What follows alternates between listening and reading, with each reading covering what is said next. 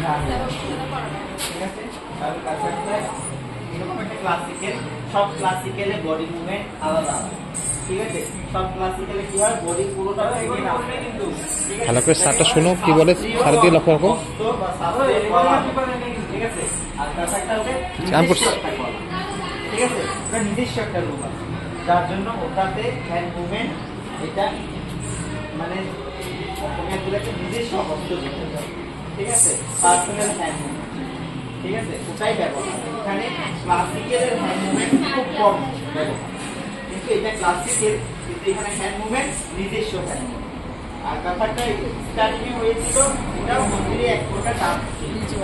ঠিক আছে, এটা দেবদাসী যেরকম ডান্স ছিল মন্দিরের ভিতরে করা, কথাটাও সেরকমই ভগবান সন্তুষ্ট করার জন্য কাথাক ডান্স করা।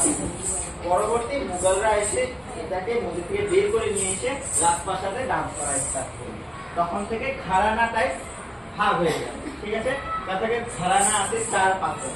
ঠিক আছে, কারণ মুঘল ঘরানা এক প্রকার, জয়পুর ঘরানা, বানারস ঘরানা, বারাণসী ঘরানা, এরকম কয়েকটা ঘরানা ভাগ করা আছে। ঠিক আছে, এটা আগে মন্দিরে হতো, এখন রাজদরবারে ভাগ।